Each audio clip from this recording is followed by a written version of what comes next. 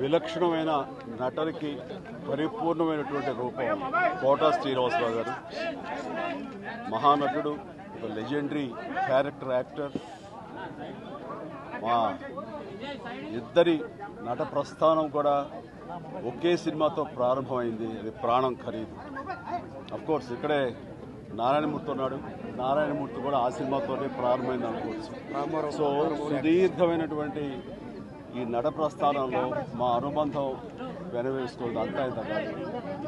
ఆయనతో నటిస్తున్నప్పుడు తెర మీద ఆయన నటనను చూసి అద్భుతం అనుకోవడం వేరు. వ్యక్తిగతంగా 1-to-1 కూర్చున్నప్పుడు ఆయన చేసే చమత్కారాలు కానీ, చెప్పే జోకులు కానీ అవి ఆద్యంతో చాలా ఉత్సాహపరుస్తుంది. అయితే షూటింగ్ ఉందంటే కనుక ఇలా కోట శ్రీనివాసరావు గారు ఉన్నారు, ఇవాళ చాలా హుషారుగా బాగుంటుందని ఉత్సాహంతో వెళ్ళేవాళ్ళం. అలాగా ఆయనతోటి ఒక అనుబంధం పెనవేసుకు వెళ్ళింది. ఇంకా ఆయన చేయలేని క్యారెక్టరు, చేయని క్యారెక్టరు, మాట్లాడని యాస, మాండలికాలు లేవనే చెప్పాలి.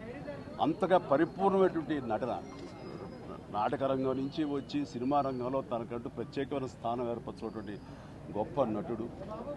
ఆయనతోటి నాకు ఎన్నో సినిమాల అనుబంధం ఉంది. ప్రతి సినిమా ఒక్కొక్క అద్భుతమైనటువంటి నాకు ఒక ప్రత్యేకం. అండ్ అలాంటి మా కోట శ్రీనివాసరావు గారు ఈ రోజున లేరు అనుకోవటం అనేది నిజంగా చాలా తీరని లోటు. అండ్ ఇది వాళ్ళ కుటుంబానికి, పరిశ్రమకి తీరని లోటు. అలాంటి మహానటుడు, అలాంటి వైవిధ్య పాత్రలు పోషించేటటువంటి విలక్షణమైన నటుడు మళ్ళీ వస్తారని అనుకోవటం లేదు. అలాంటి నటుడు మనకు దొరకరేమో కూడా, ఉండరేమో కూడా.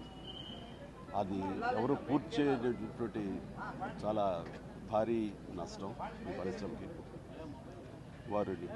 వారి ఆత్మనికి శాంతి చేకూరాలని భగవంతుడు ప్రార్థిస్తూ, వారి కుటుంబ సభ్యులకి, ప్రతి ఒక్కరికి నా ప్రగాఢ సానుభూతిని తెలియజేస్తున్నాను.